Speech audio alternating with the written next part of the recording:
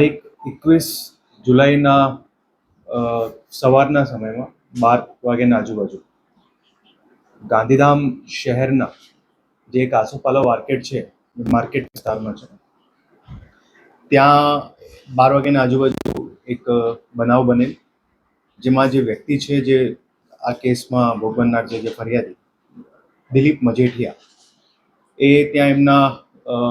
જે ઓફિસ છે ત્યાં જવા માટે ગાડીથી ઉતરેલ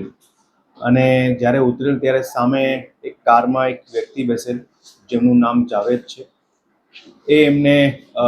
અવાજ પાડીને બોલાવેલ અને પછી એમને સાથે પોતાને ગાડીમાં બેસાવેલ અને જે એમનું જૂની મિત્રતા હતી અને ઓલરેડી બંને ઓળખતા હતા એ પ્રમાણે દિલીપ એમને સાથે ગાડીમાં બેસેલ અને પછી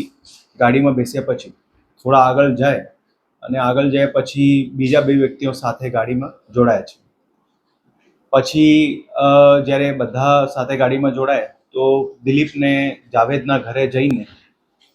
જાવેદના ઘરમાં દિલીપને દોરડાથી બાંધીને ગોંધી રાખે છે અને આ આખા બનાવ દરમિયાન પછી જાવેદ દ્વારા દિલીપના જે ભાઈ છે, જે દુબઈ રહે છે, એમને વિડીયો કોલથી કોન્ટેક્ટ કરવામાં આવેલ અને પછી એમને પાસેથી પૈસાની માંગણી કરવામાં આવેલ. જે આ પૈસાની માંગણી કરવામાં આવેલ, જેમાં જે જાવેદ છે,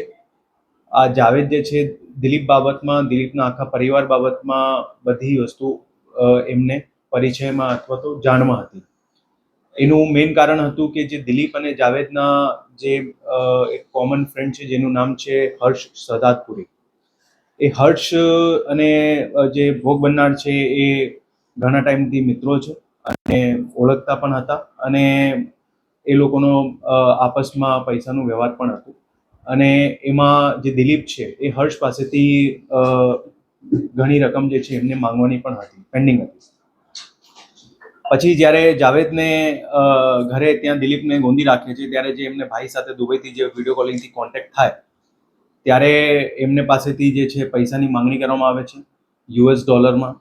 અને જે પૈસાની માંગણી કરવામાં આવે એ પૈસા જે છે એમને અલગ અલગ ઇલેક્ટ્રોનિક ટ્રાન્ઝેક્શનથી એ પૈસા આપવામાં પણ આવે છે જાવેદને. અને એ જ્યારે પૈસા આપવામાં આવે એના પછી દિલીપને જાવેદ દ્વારા એક ગાડીમાં ગાંધીધામના ઓસ્લો સર્કલ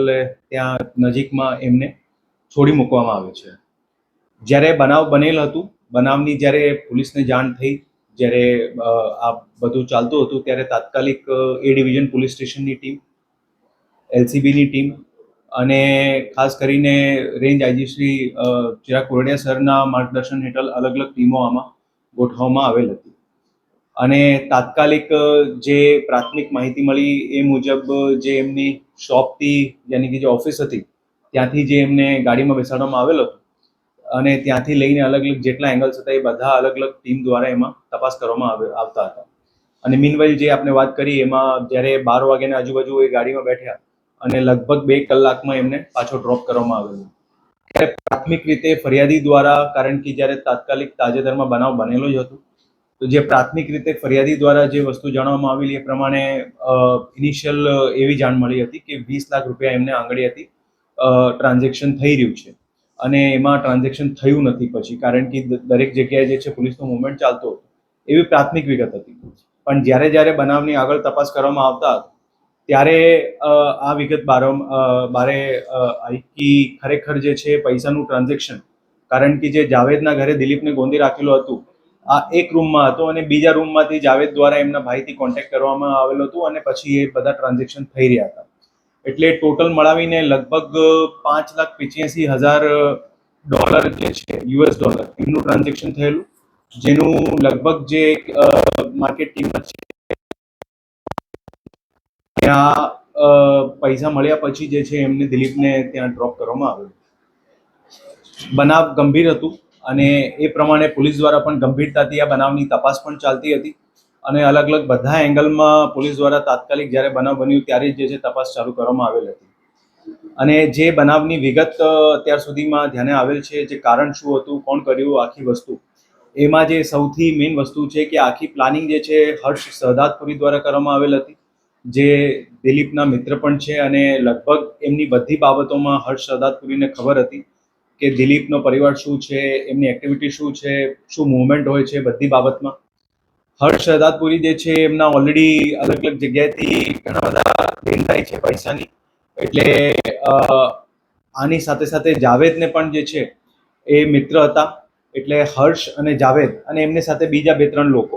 એ બધા સાથે મળીને આ આખી બનાવની આખું કાવતરું જે છે એ લોકો દ્વારા રચવામાં આવેલું. અને એમાં